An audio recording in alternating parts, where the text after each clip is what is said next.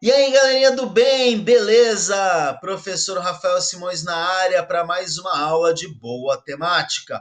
Hoje nós vamos falar um pouquinho sobre números irracionais e sobre notação científica. Dois assuntos muito legais, muito fáceis da gente trabalhar, tá bom? Então, vamos lá, vamos entender o que são os números irracionais. É aquele número que tem a parte decimal infinita e não periódica. Olha o exemplinho aí na tela.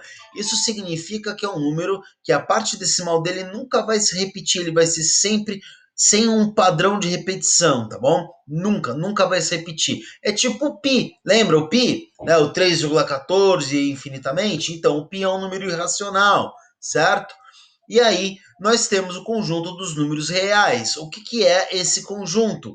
Esse conjunto é formado pelos números racionais, que são todos os outros números, mais o conjunto dos números irracionais que nós estamos vendo agora. Então, para ficar mais fácil a gente visualizar isso, saca só essa figura. Tá vendo? Tem todos os conjuntos aí, os naturais, os inteiros, os racionais, os fracionários, tá tudo aí. Tá tudo no mesmo balaio, tá vendo? Então, aqui estão todos os números inteiros, naturais, racionais, reais, tá vendo? Tá tudo no mesmo balaio. E aí, como que a gente vai trabalhar com radicais? Vamos dar uma olhadinha aqui, ó, que esse exemplinho é muito legal. Parece um bicho de sete cabeças, mas é tranquilo de resolver.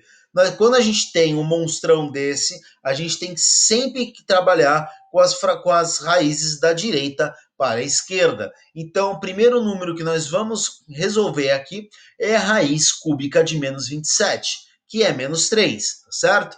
E vai colocar esse menos 3 dentro de uma outra raiz, que é a raiz de 12 menos 3, tá certo? Que é 9, perdão, que é a raiz de 9, que está dentro de uma outra raiz. Então, raiz de 9 é 3. Então, nós temos uma raiz aqui que é 6 mais 3. 6 mais 3 é 9. Portanto, o resultado desse monstrão aqui é 3.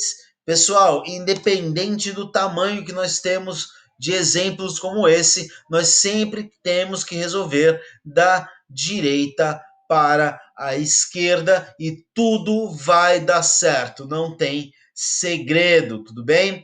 Bom, e aí nós temos a notação científica. A notação científica é algo muito bacaninha, porque nós temos, é um jeito que a gente tem de representar números se eles forem muito grandes, tipo, muito enormes, números, por exemplo, velocidades muito altas, distâncias muito altas, né, coisas que são extremamente altas. Tipo, quando a gente fala alto, é alto mesmo.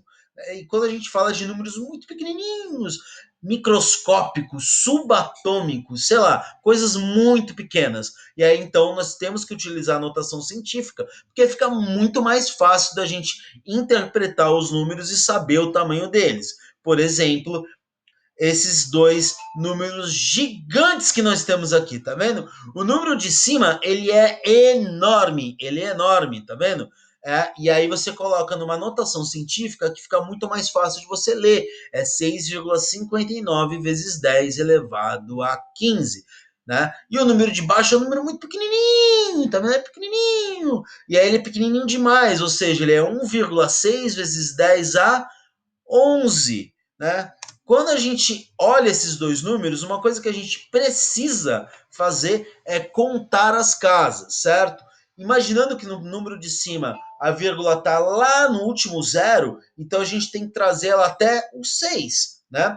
Então a gente vai contando, vai dar 1, 2, 3, 4, 5, 6, 7, 8, 9, 10, 11, 12, 13, 14, 15, bem aqui entre os 5 e o 6, por isso que é 6,59 vezes 10 a 15, porque 15 é a quantidade de vírgulas que eu andei. E é a mesma coisa aqui de baixo, só que em vez de eu colocar a vírgula, né, tipo, ela tá andando para deixar o meu número maior, ela vai deixar o meu número menor. Então, aqui esse 0, esse monte de zeros 16 é a mesma coisa que 1,16 a -11, porque eu andei a vírgula desse primeiro ponto onde ela está até o 1, e aí deu, né, 11 vezes que a vírgula andou, e aí fica muito fácil a gente fazer aí a notação científica. Lembrando que é muito importante a gente deixar a parte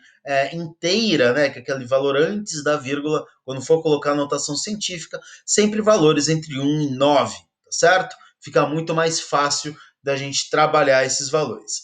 Então é isso, pessoal. Eu espero que vocês tenham entendido o recado. Qualquer coisa, qualquer dúvida, deixe aqui nos comentários, beleza? Um forte abraço para vocês e até mais. Valeu!